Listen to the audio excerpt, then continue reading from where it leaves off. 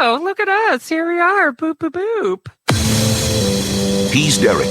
If he's laying on top of you and you can't even tell that there's a man laying on top of you, is he even there? Are you having sex with a ghost? She's Romaine. Ugh, fucking hate her. She's kind of a whore, and I just don't really like her. This is Derek and Romaine. 2.0, bitches. Hey, Derek. How's it going? I always love it when we have an intro and I'm trying to recall when you said what you said. Context is. Like, who does Romaine think is a whore now? I don't know. It could be anyone. It could be so many people. We're real loosey-goosey on the whole you're a whore accusation. I don't know what you're talking about. How dare you, sir? Well, we hope you are excited to have another great episode of our show. I know that we are. Absolutely. And even though we are not live, we are real. And the same cannot be said for our increasingly AI-generated universe that we live in. Oh, why do you say that? Girl, the AI thing is getting worse. So, there recently was a movie called Together. Okay. Which I haven't seen. I have not seen it either. Apparently, it's not a gay movie, but there is a gay wedding in the movie. Okay. But if you live in China, you would not know that. Oh. Because apparently they used AI to change the gender of one of the men getting married in the gay wedding to make it a straight wedding. Gross. Also, well, the grossest part about it is apparently the fact that they are gay is kind of a plot point in the movie. So now the movie doesn't make any sense. Okay, that's not good.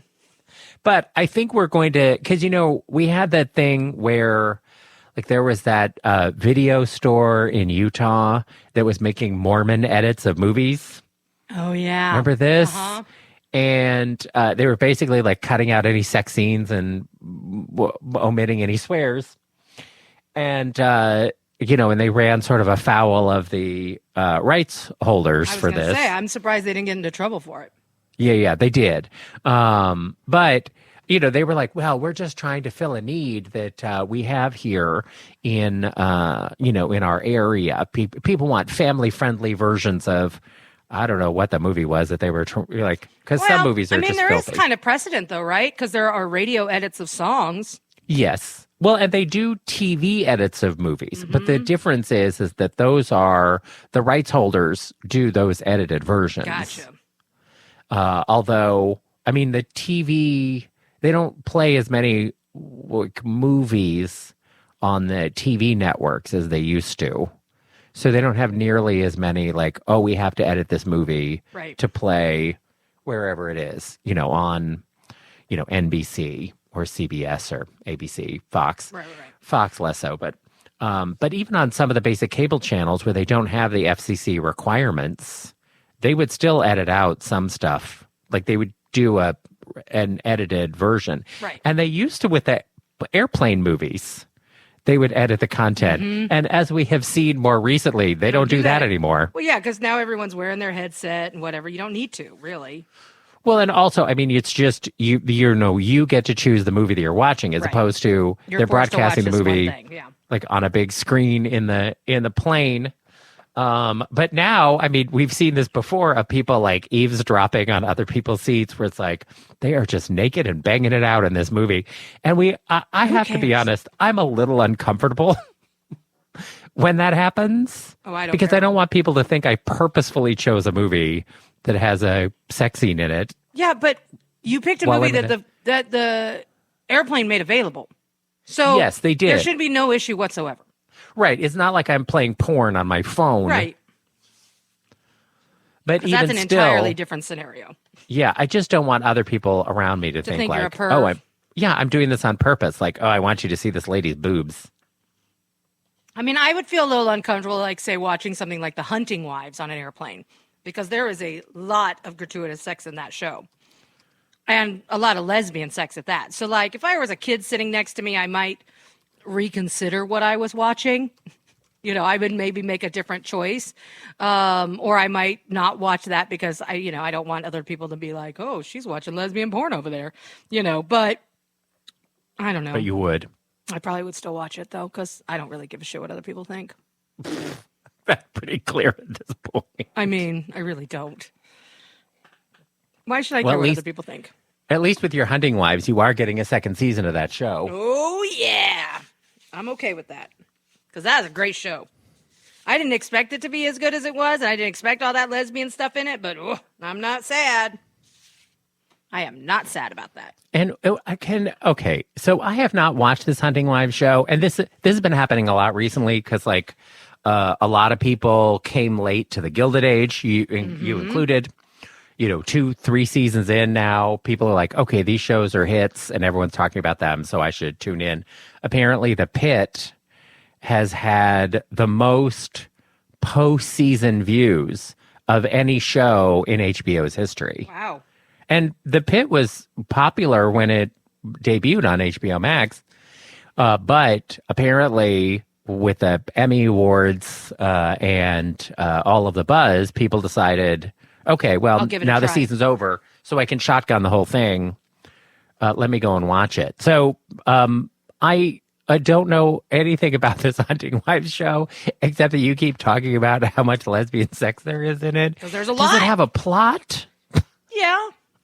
Okay. You don't sound so certain. No, it does. It definitely has a plot, but I don't want to tell you what it is because it's kind of a mystery, and I don't want to give it away.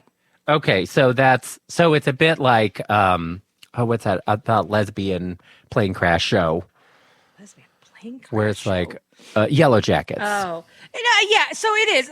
I mean, basically, it's a story of a woman whose life kind of falls apart, and it involves this other rich woman, and the other rich woman is kind of a manipulative character. And so the whole thing is kind of about the relationship between these two women, and how it evolves and devolves at various points in the series. I guess that's how I would describe it. But it's a great show. And you'll like it because there are several young men that are half naked at the very least. Okay. But it's a lot of inappropriate sexual behavior in this show between a lot of different people. So it's kind of fun. It's real Texas, y'all. There's guns and lots of sex, and it's just wild. It's fun. I liked it. Well, I'm interested. I'm intrigued. Okay. Well, and I think you might enjoy it. I might do it. But people are always looking to us for various recommendations for movies and TV shows. And I should probably let people know that I have finally joined Letterboxd. Right. Now this is like a social media. It's basically for movie lovers where you get to pick your 4 favorites. You might see that they keep getting asked about this on red carpets. Like celebrities will get asked their 4 favorite movies. And then you can really find out who has good taste and who has bad taste. It turns out Renee Rapp has terrible taste in movies. I want to say I'm surprised by that, but I'm really not. She hasn't. First of all, somebody did one of these things where it's like you pick between these 2 movies. Like they do this with songs and movies and TV shows, right? Where they ask somebody which one do you like better, this movie or this movie? And then you pick, and then okay, your pick versus whatever this other pick is, right? Yeah. And sometimes it's tough because you don't know what other better thing might be coming down the road, or if you've picked what is truly your favorite too early. Right. And let somebody else override it. But Renee Rapp did one of these, and for too long, her favorite movie was Twilight. And you know what? Twilight is not a good movie. No, it's a horrible movie. I understand why people like it. But was it her favorite movie because she read the books? Maybe. Because some people love the movies just because they read the books. But maybe she just has horrible taste in movies, or maybe she's banging what's her face. I was from gonna the say, or movie? maybe she's got a big crush on Kristen Stewart now that Kristen Stewart's a lesbot. Could be. Yeah, I mean, I could see that. She's Lesbians also young. loving on lesbians. I don't know. This might be a "is it great or were you 8" situation with Renee Rapp also, because when that movie came out, she might have been, a budding 11-year-old lesbian, Yeah, that could be. and so maybe her taste here is all in her mouth because wants to be up in Kristen Stewart's Yeah, eternal shimmer. there could be something to that. Anyway, sometimes people have terrible taste in movies. Yes. So, but I have tried. So, because I'm constantly talking about old movies and everything, I thought, you know what? I should almost certainly do a Letterboxd that I could then share with the listeners. Okay. So that when I'm talking about movies, they will be like, I don't remember what that movie was or whatever. Or they might want to make their own, like a list of movies. Because, Mike and Brian did this where they went through and watched all of the movies in the AFI top 100 movies of all time list. Because sometimes all right, well, I haven't seen a lot of these movies. And obviously the American Film Institute thinks these 100 are the best. So, let's give these a peek. But I decided, in honor of you, Romaine, the first list that I did on Letterboxd is must-see black and white movies. Oh, okay. That's interesting. And Because was Sunset Boulevard one of them? No, I'm kidding. I'm well, going to guess Sunset Baby Boulevard Jane is in there. I'm going to say Baby Jane is one of them. Whatever happened to Baby Jane? It's got to be one of them. If that's not one of them, shame on you. And let me see. Well, I'm about to take away your gay card. I can tell. Because of all the shit movies you've made me watch, that's been my favorite. And it was in black and white. I tried to pick things that might be black and white movies that people have not seen, but also black and white movies that are good. Baby Jane is excellent. What are you talking about? It's a hoot. It's fucking hysterical. I loved that movie, and I hate black and white movies. That should if I like this movie, that should tell you everything you need to know. It's actually good because someone like me can like it. All right. Well, I will add it to the list. Yeah, you fucking better. I cannot believe that was that. I cannot believe you right now. I'm actually mad at you, Derek. I cannot believe you would not put that one on I your haven't list. done 100 movies. How many did you do? I just started it, and so far I have 20 movies. But you put Sunset Boulevard on there, even though that's really one of my favorite black and white movies. Yes, Sunset Boulevard is there. It is number 17. Interesting. The Spread Eagle. Wow. Just an honor of you. Thank you. But my top 5, number 1 is Casablanca. Okay. Because it is as close to a perfect movie as has ever been. And I don't think I've ever watched it. And you've never watched it, but I mean, I've seen scenes from it, but I've never watched the full thing. I mean, part of why I bring it up is it's a good, for people who don't watch a lot of old movies, oftentimes the barrier is the pacing is slow, the story isn't relevant to your current times and life, and it's filled with actors you've never seen or heard of before.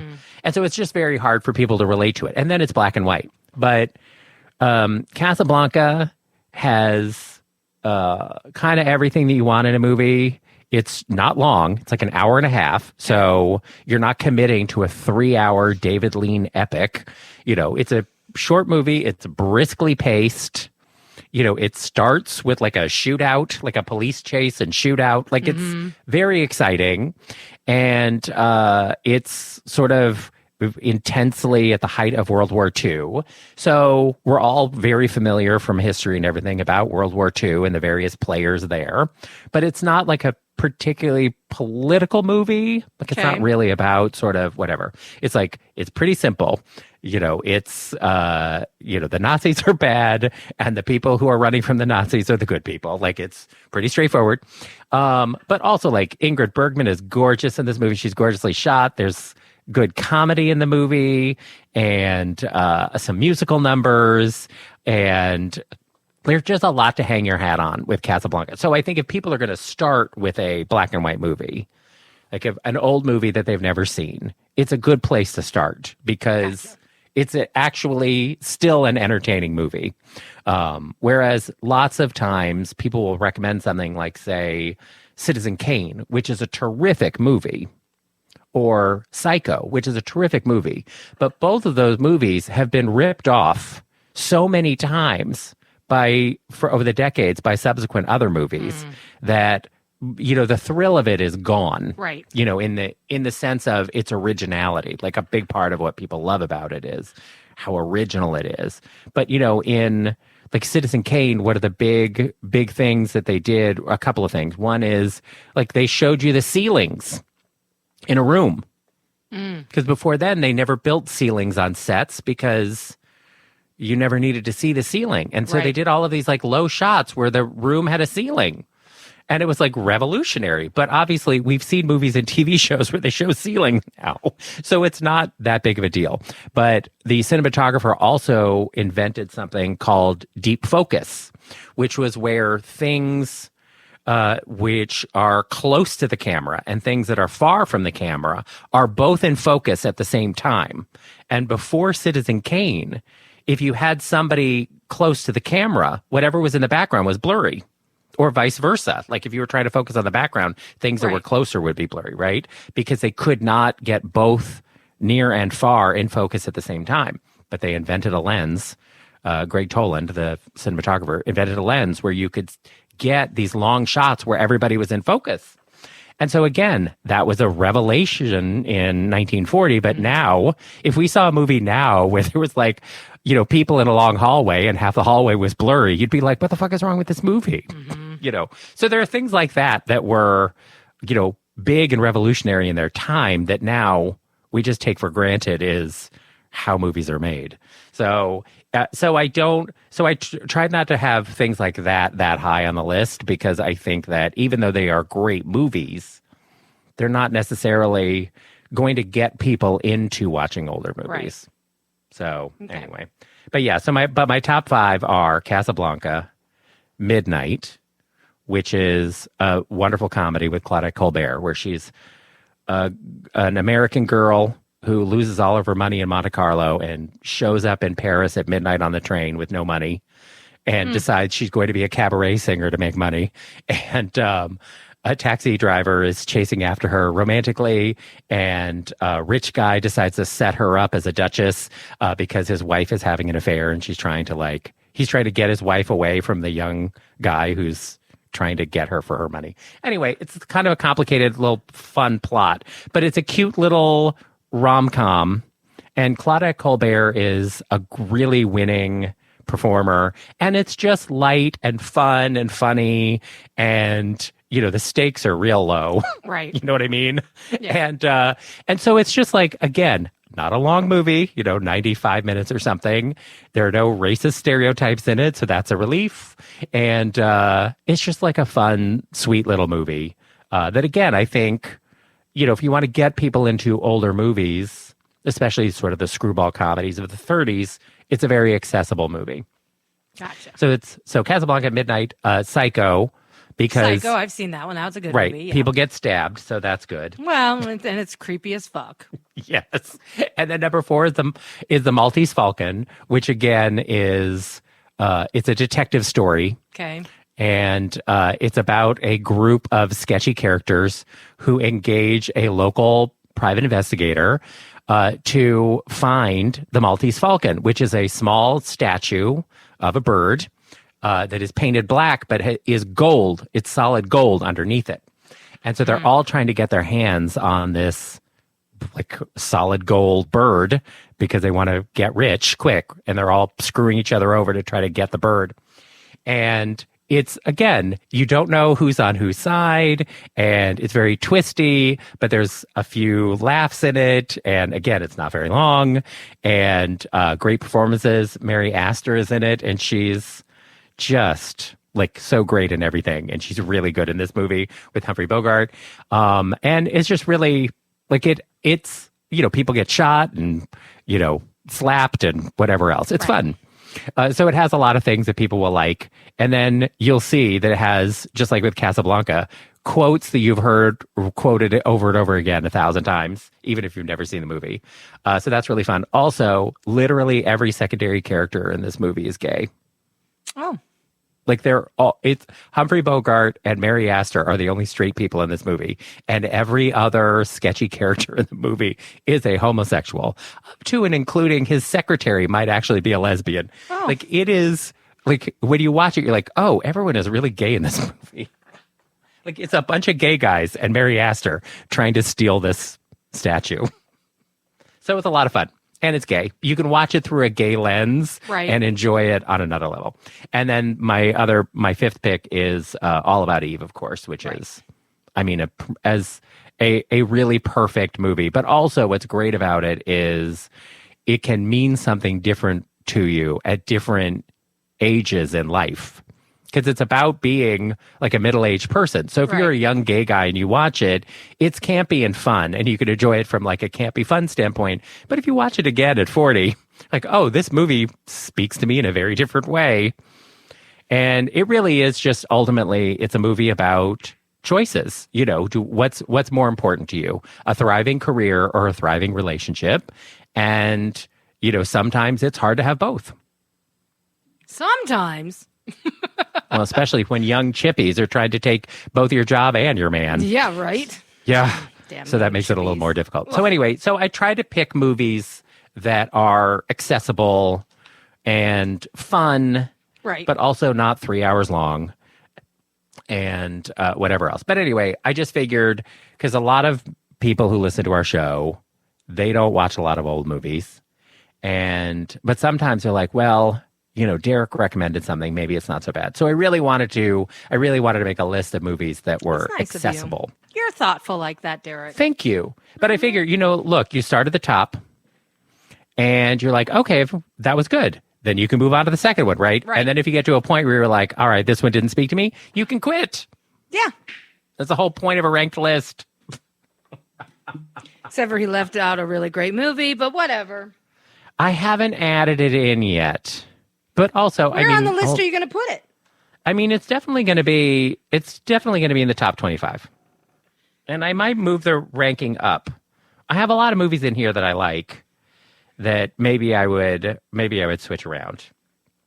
But it gets tough because some of these are really, like, I really, really like these movies. But I did also try to have a mix of comedies and dramas and, which is smart, different stuff. That's cool. I like that you did this. Thank you. Hopefully the listeners will actually take advantage and listen to some of your good advice here. I mean, I don't know. Listen, you never know with our listeners, Derek. You never know. But I will do a list also of just sort of with the New York Times, because this is what really inspired it, was the New York Times with their, you know, people ranking their 100 favorite movies of the last 25 years. So I'll also do probably not 100 movies in the last 25 years, but I'll also do a list of my favorite movies of this century, because I do have a bunch of those. And then I'll probably do 100 favorite movies of all time. Right. But I mean, the hardest thing about it was doing my Letterboxd 4. I can see that. Because, you know, that's really like, you know, narrowing it down to 4 films is really, I mean, really that's kind of hard. like back in the days, let me age myself, when MySpace was around, you had to pick your top 8. That was hard. So hard. Because you were bound to piss somebody off. Someone was going to be offended that they weren't in your top 8. Yeah. But I will tell you, and I'll probably shift by the time this airs, but so my 4 favorite movies, do you want to guess what any of them are? None of them, by the way, are any of the ones we've already talked about. Okay. I don't know. I can't. Okay. Now you're asking me to remember all the ones we just talked about. Okay. I'm going to put in Citizen Kane. It is not. That's in my like black and white movies to watch, but it is not one of my top 4. Oh, one of your These top are my 4 of all time. Well, okay. Yeah. Postcards from the Edge. Yes, that is correct. Okay. The Rear View one. The Rear View one. No. What? No. What? You talk about that all the fucking time. I do like Rear Window. It is great. Yeah, that's what I meant. Rear Window. But I went with a different Hitchcock movie. What the fuck? I know. Well, now I have no fucking idea. All right, let me think. God, this is so hard with you. Because you talk about certain movies all the time. I know. So it could really be random. I'm going to put Devil Wears Prada in there, and I'm not even sure why. That is, you know what? That is a good guess. And it will definitely be in my top movies of this century. But no, I'll just tell you. Yeah, because I'm never going to guess. No, you're never going to guess. So Postcards on the Edge was correct. The other sort of, movie like that is Defending Your Life. Yeah, those are my two, like the movies that I have seen the most, almost certainly in my life, and watch over and over again. Is there a Star Wars movie in there? No. And I love Star Wars. I know. Okay. But no. Okay. But this is just the four. So Postcards on the Edge, Defending Your Life. The Hitchcock movie that I picked is To Catch a Thief. You have talked about that a lot. Yeah, because, I like the technique of Rear Window and I like the technique of Vertigo. But if I want to just sit and have a good time, To Catch a Thief, because when it was made, people were like, ugh, Hitchcock just wanted to go on vacation to the south of France. This is a picture postcard. It's not a real movie. And honestly, it's, sometimes what you want is just to see pretty scenery. I get it. And see Grace Kelly looking like she wears one banger outfit after another. Like, it's insane how great her clothes are in the movie. And so it's just fun. And it has a little intrigue and whatever else. But mostly it's just like pretty and fun. Right. And then the last one of the four, which I had to put in as my top four, was Hurricane Bianca from Russia with Hate. Oh, my God. Of course. I don't even know why that one didn't occur to me. Because you're a narcissist. Is it the best of the four? Absolutely not. But, I mean, how can it not be one of my four favorite movies? Like, it's the movie that got me up on the big screen. Wow. So, got to put it in. Wow. I don't know why that didn't occur to me. That one should have been my first one, I guessed, actually. And the fact that I didn't even think about that, it makes me an idiot. Shoulda, woulda, Devil Wears Prada. Wow. Okay. At least I got one out of the four. You did. That's pretty good. Yeah. Now, speaking of movies, coming up, they have the... depending on when this airs, it might actually be happening right now. The Wicked second part of Wicked is out this fall. Yeah. And but there is more Oz news, Romaine. What news is that? Oh God. Oh God. So right. Oh no. apparently, yeah, they are going to make a TV show. They are developing a TV show about Dorothy in Oz, based on the original Oz books, not based on the 1939 Wizard of Oz movie. Okay. But they are making what is being described as a music-infused YA retelling of Dorothy in Oz. And it is being produced by Gwen Stefani and Blake Shelton. Oh, boy. Does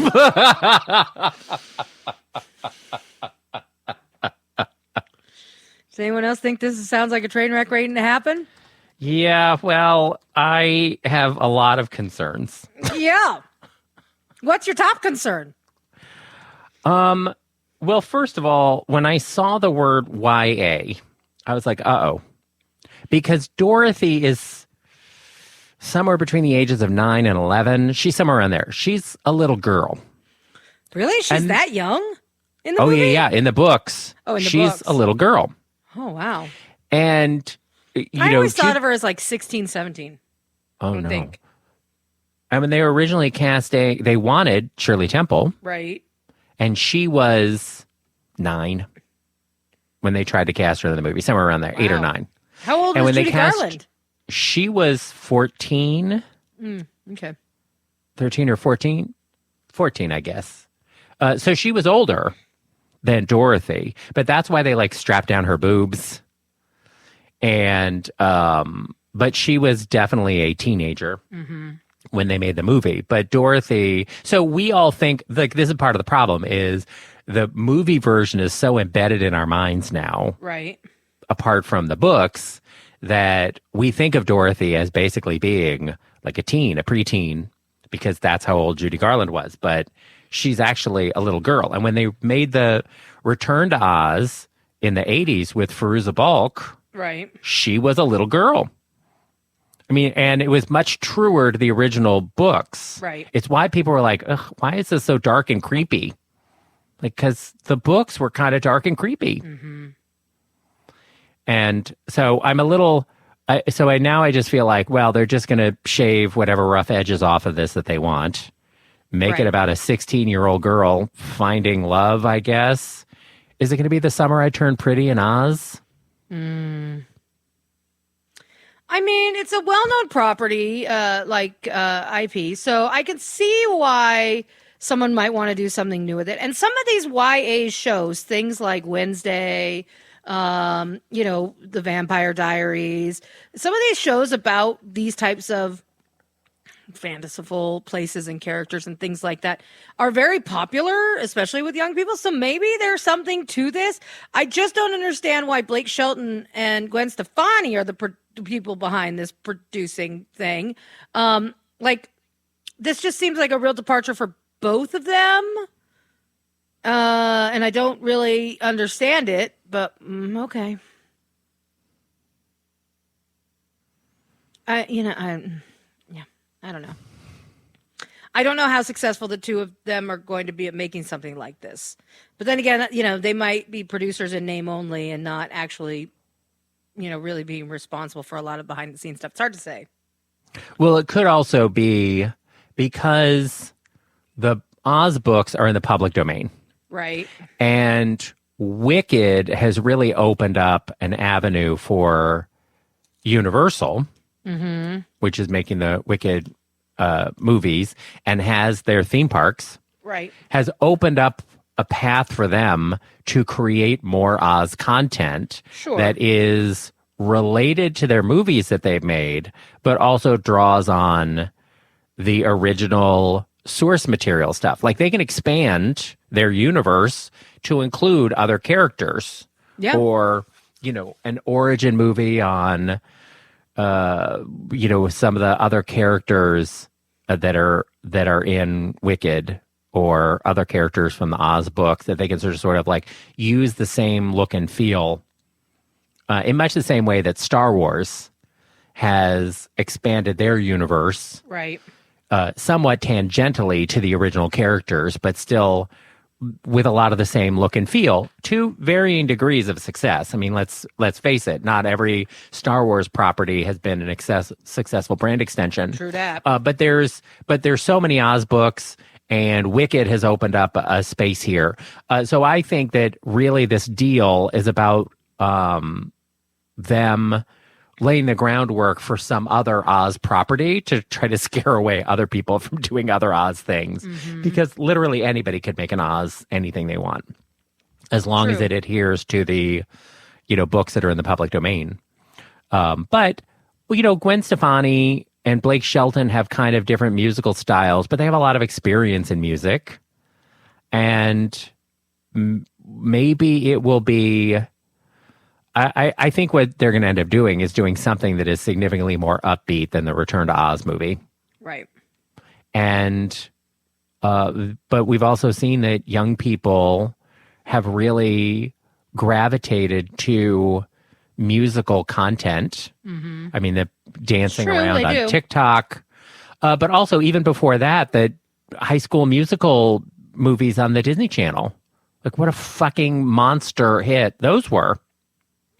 And who would have thought that young people would really be into like a movie musical? I mean, I would have thought that, but yeah. But they are. So I think generationally, I think that what they're looking at is, we have a generation of younger people who are not as afraid of musicals, because like the baby boomers grew up in an era where they were sort of rejecting the artifice that their parents had enjoyed at the movies, and that included people singing on screen. Right. With some exceptions. I mean, Grease was a huge, huge hit. But I think Grease was such a huge hit because it spoke generationally to people who had been teenagers in the 1950s in much the same way that Back to the Future did, right? Like, I love seeing my life reflected back at me. So it felt a little more relevant to them. Sure. But I think that social media, especially TikTok and YouTube, have opened up avenues for younger people to engage with musical content where they can see it as another piece of storytelling. Right. So we'll see. I mean, I think if the songs are good, it will probably be fine. I guess maybe that's where Gwen and Blake sees themselves as, participating in this. Is maybe they're hoping to write the music, and then one of these songs will become a hit, and then they'll make a shit ton of money off of writers' rights and things like that. I don't know. It seems odd, though. It just seems like an odd choice to me. But, what do I know? I'm not a TV producer. No. I don't make TV shows. It's not what I do. What do you do? Right now, a lot of dumb shit, mostly. Mostly. But Derek, I have a very fun story for you. And Okay, we should I'm ready start for it. with What's that smell? Okay, this is a disturbing story. I'm already concerned. You should be. All right, so this happened a while ago, but we didn't talk about it on the show, so I figured Take a whiff. I figured we could talk about it now because it's crazy. So this is a story, Derek, out of South Carolina. Oh, God. And it is a story about a guy, a 32-year-old named Alexander Paul Robertson. Whenever the news reports on a person and uses all three of their names, it's bad. Mm-hmm. So here's what happened. There was a school that Alexander Paul Robertson was he was a teaching assistant in the West Florence High School. And back between August 25th and September 19th is when this occurred. So basically what happened was there was a foul smell in the school. And it was described as smelling like fecal odor. And students started complaining about the smell, and some of them were made ill by the smell. Some of them complained and had to go to the doctor because the smell was so prominent. And it caused a lot of problems.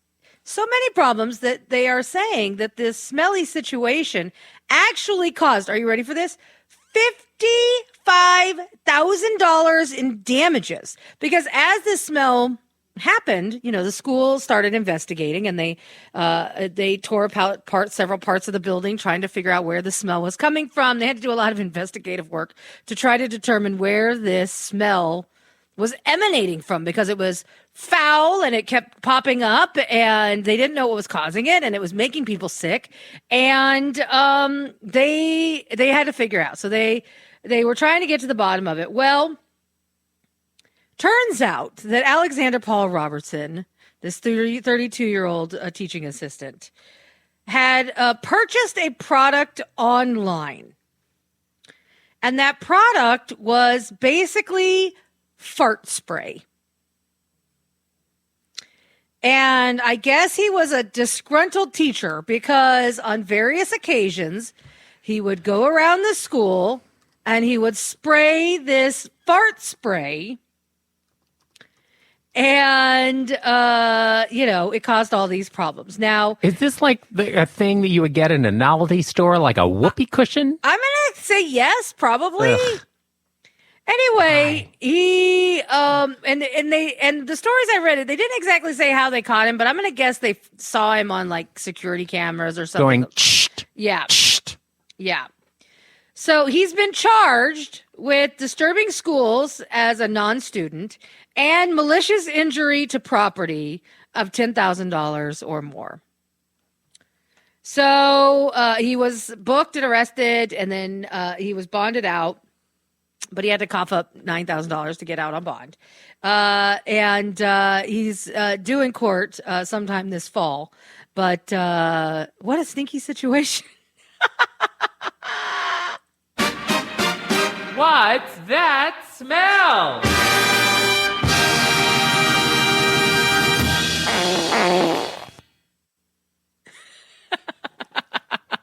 Fart spray. The answer is it's fart spray. Blech. That's so nasty. But also, like, how much could it have? I mean, it must have really smelled bad. Was he buying like gallons of this I don't stuff? even know. But I mean, this went on for like, 25 days, 20 days, something like that. From the end of August through September 19th. So August 25th to September 19th. That's a long time. Yeah. For him to be going on with this and not getting caught. And he must have felt real ballsy because he continued to do it. Even though he knew the school was trying to figure out what the smell was. Yeah, at that point, you got to quit. Yeah, you got to quit while you're ahead, you dumbass. If he had quit while he was ahead, he probably wouldn't have gotten caught. Yeah, but maybe he wanted to get caught. Look, we've all had jobs that we didn't love. Right, it's true. And just like sometimes we've been in relationships that are not working. And I've said this before, like you got to free yourself up for yourself and for others. If you're not happy with it, and sometimes people like, well, this is the only job I can do. I went to medical school and it took 12 years and I spent all this money and now I'm a doctor and I don't love it. Like, well, that is tough for you because you don't have a lot of other skills. Other than whatever it is, brain surgery. So you got to make this work for you or find something else in a medical field that you enjoy more because, just being miserable while being a doctor is just bad for you. It's bad for the patients, right? And I just think in general, sometimes jobs are not fun because all the time, the worst advice anyone can be given is do what you love and you'll never work a day in your life. That is a lie. If you do what you love, you never have a day off.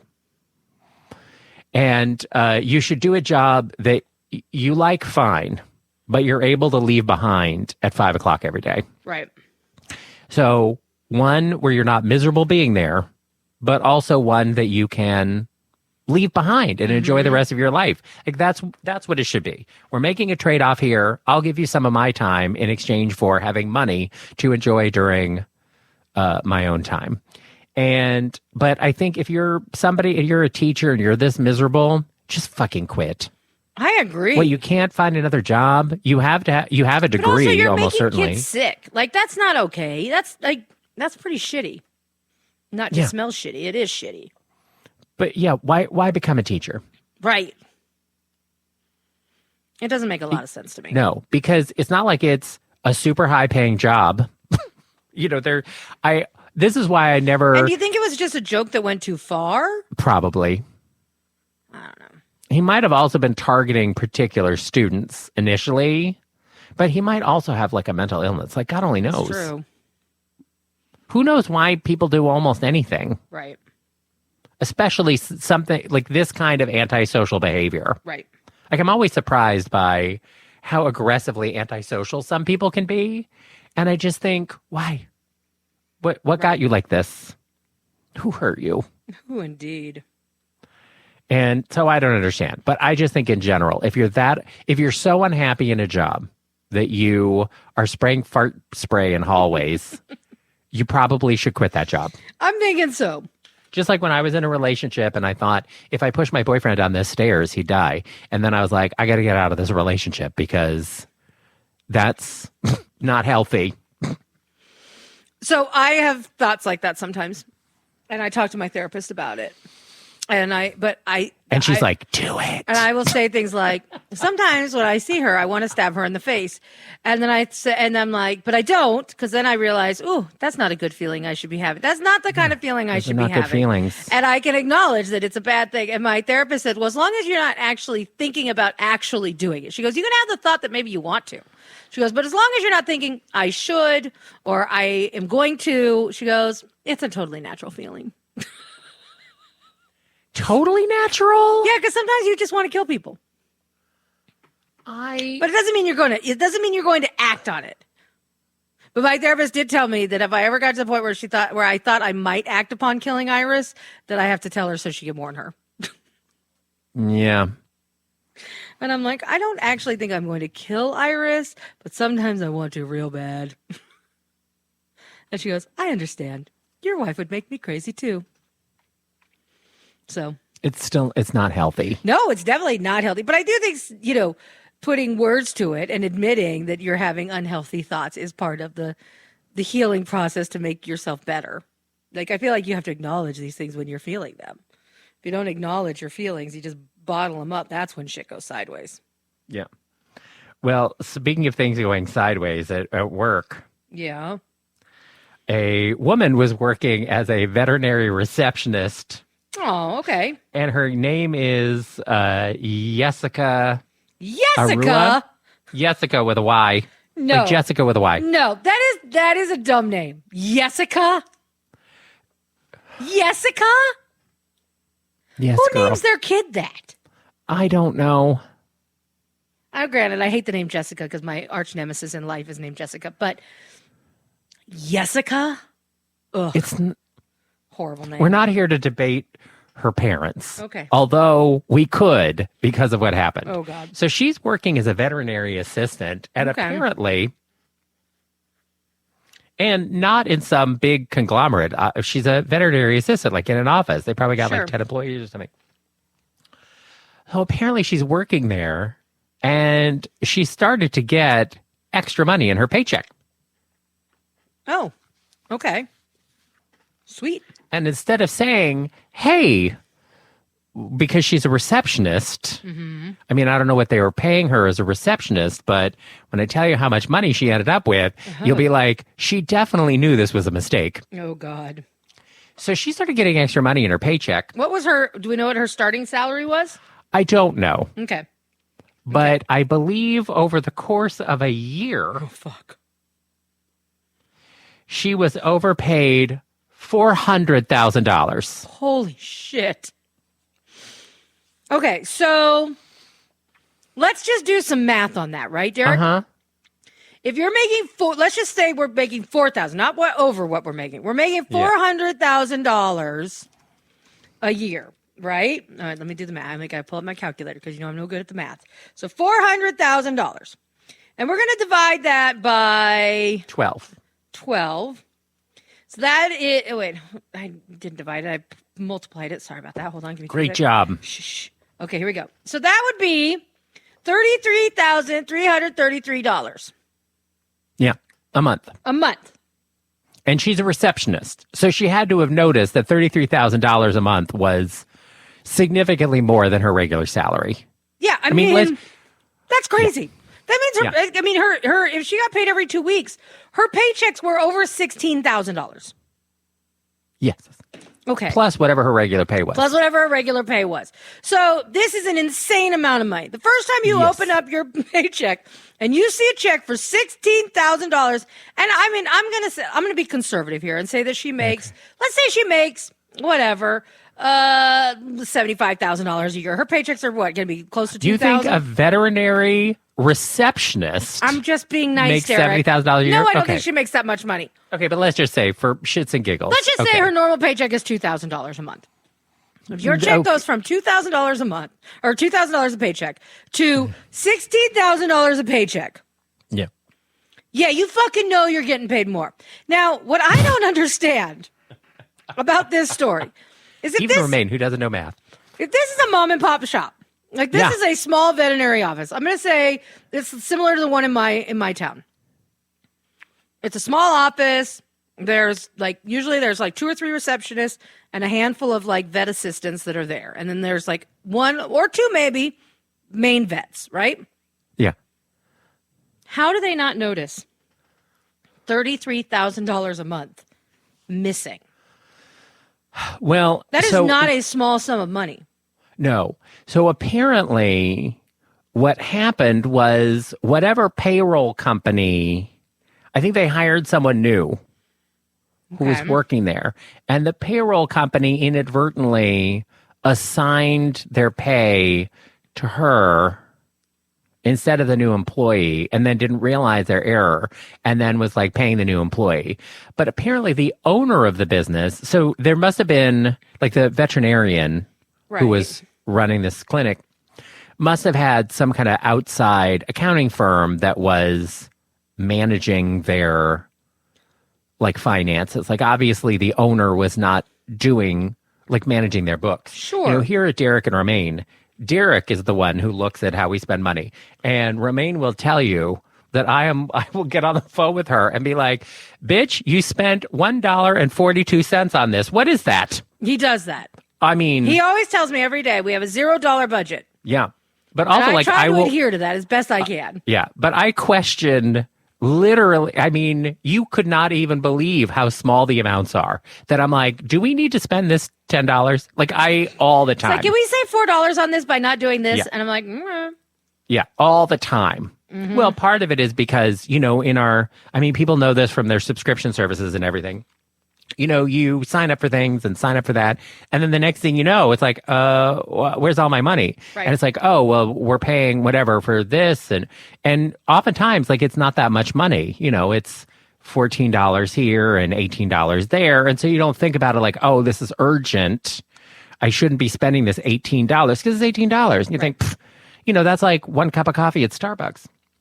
But the reality is that all of them add up. And, so unless you want to get into a nickel and dimed into the poorhouse situation, you got to keep an eye on these things. Anyway, so obviously this is a case where the veterinarian was not managing the day-to-day books of the business. And they must have been having enough money coming in that they could go a year without noticing that their payroll was $400,000 over what it normally should be.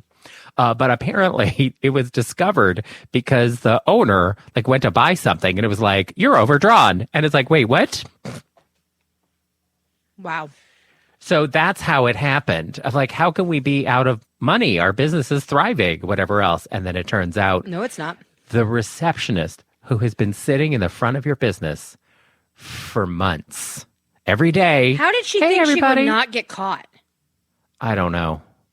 But also, because they paid her this money willingly, has she committed a crime? I don't know what the laws are about that. Usually the companies try to get that money back from you, but they're the ones who made the error. Right. Like, it's not like she committed fraud. She didn't steal the money from them. They just gave it to her. She just Right. didn't say anything. But I don't know what the specific laws are around those kinds of things. I assume they can try to go to court and get a civil judgment against her to get that money back. Yeah, good luck. That bitch spent that money. Well, one would imagine that But also, a lot of that money is you gone. would think that she'd be living a pretty lavish lifestyle all of a How sudden. come she's driving a Ferrari all of a sudden? Right. Like, okay. That's a crazy story. I know. And we don't know what her point of view on all this is. She was like, we don't know. Did she say, I didn't take this money? What are they talking about? I never got this money. I mean, I guess you can say that, but they'll have the receipts. Yeah. That's fucking crazy.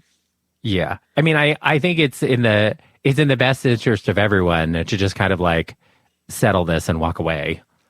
Well, Derek, I look forward to my $16,000 raise in my next paycheck. That would be hilarious. That would be incredible. I'll accept it happily, and I won't say a fucking word. Not a word. If you make an accounting error, Derek, I'm not saying a word. Now, if I see my paycheck going down, I'm going to say something like, what the fuck, yo, bitch, I got to survive. But if it goes up a significant amount, I'm not saying a word. I'm just going to go. This is a 50-50 business. Whatever Romaine gets, I get. It's true. And vice versa. Whatever I get, Romaine gets. So, it's very hard to make that kind of an error here because... when we do our taxes every year, it's, it's laid out pretty clearly. Yeah. How each of us are paid because we are both equal partners in this business. So Boy, there isn't that's a lot of room for how did this happen with us. Yeah. I mean, that's just insane, though, to me. It really is crazy. How does that even fucking happen? Well, this is why I do all this stuff. I don't trust somebody else because they're not going to be paying attention. They don't care. It's not their money. Right. Damn. I know. That's cray. It is a little bit crazy. Well, how about a sweet story out of New York City? Oh, I like sweet stories. Okay. Well, the pandemic was very disruptive. Oh, I remember. And all sorts of things got shut down that were fun. Mm-hmm. And then some of them came back and some didn't. I know. I was sad about the ones that didn't. But one of the things that got shut down by the pandemic that has come back is at the Natural History Museum in New York City. Okay. Now, this is a great museum. If you come to New York, Oh, the it's an Natural awesome History museum. Museum is a terrific museum. Yeah. It's Also, actually like, one of the it's- few museums in New York City I've been to. Yeah, it's great. It's close to Central Park. There's a terrific pizza place around the corner. A plus. Chicago deep dish pizza around the corner. Like different pizza, not New York pizza, like a Chicago deep dish place around the corner. Great. Okay. I hope it's still there. I don't know, pandemic. Anyway, after Night at the Museum came out and was a big hit, a lot of museums tried to like capitalize on the success of the movie to convince people to come to museums and do fun things at the museum. So the Natural History Museum in New York City had a program before the pandemic where you could have a sleepover inside sleepover? the Natural History Museum. Oh, that's yes, fun. you could spend the night. But that would also be kind of a little creepy, I think. Yes. Now, the way the program works is it's for kids with an adult with them. Like adults can't just like rent the place and then fuck under the giant blue whale. Like it's specifically a program for kids. But you could, like if you had a kid and they wanted to have like a special 10th birthday party, it could be a sleepover in the museum Cool. for them and some of their friends. And basically, I mean, I think that it's sort of like camping, like inside. How much like, I does think they something have like little, that cost, though? That's cots gotta or be something like that. expensive. Oof. It does cost a little money, but apparently it's really fun. And they do have, I think they have like they have somebody who's there like supervising to make Right. sure you're not in trouble. But I think they do like a story time thing, you know, with Right. like in the dark with flashlights or whatever. That's fun. And you get like a little private tour of the museum when it's closed, and you get to like go around and see the exhibits and everything. And it's really, I mean, it sounds fun. This is like this thing where I found out that they had the space camp where you could go to Huntsville, Alabama and like train as an astronaut when you were a kid. And I didn't find out until I was too old. I mean, my parents didn't have the money to send me to Huntsville to be an astronaut for a week. But even still, I was like, it would have been "Oh, awesome. motherfucker, these things are fun." So anyway, so if you know somebody who, you know, has kids who are of a suitable age where they might enjoy this. Fuck, I want to do it. But I I think I'd know. be scared. I think I'd be scared to spend the night there because I think there's like a lot of dinosaurs and shit. There's a lot of scary shit in there. I think it would scare me if it was like dark and like in an unfamiliar place. I think I'd be a little freaked out. I'm not gonna. I think. I don't know. I don't. I want to pretend that I'd be brave, but I'm not sure I would actually be brave. I don't think. What I do would you be think brave. is going to happen in this museum? I don't know. I'm a little scared to find out. Do you I think the don't know. mummies are going to come to life? I mean, maybe. There's a lot of creepy shit in that museum. I've been there. I've seen it. You know, maybe one of the shrunken heads or something is haunting that joint. I don't know. Shrunken heads. Yeah, I feel like they've got some of those on display there. I could be making that kinda up, but I feel racist. like they do have some there. It's not right that they're actual things that exist in the world, Derek. I'm not being racist. What would you call them if not shrunken heads? You know what I'm talking about. Heads of small stature. How dare you? Okay, Jesus Christ. You're ridiculous. Fucking, I don't know why they have shrunken heads. I don't know what the purpose of that is. I can't remember. But I feel like I did see him there. There were so many crazy things that I saw there. And it's been a while since I've been there too, by the way. So, I mean, we went, I don't know, probably 6 years ago. It's probably time for you to head back. Yeah, probably. And you know what? Go during the broad daylight. Maybe you'll be less creeped out. I did go during the broad daylight last time. And you were still creeped out? I mean, there's a lot of interesting things in there. Yes. So, yeah, you could be a little creeped out by some of the things. I mean, the dinosaurs alone are pretty wild. Anyway. Well, speaking of shrunken heads, our last thing for the show before we go Yes. is apparently in China and other parts of South Asia. I mean, China is a huge place, but in the southern part of China and other parts of South Asia, they have found the oldest mummies ever. Oh, wow, really? Older These than the mummies Egyptians?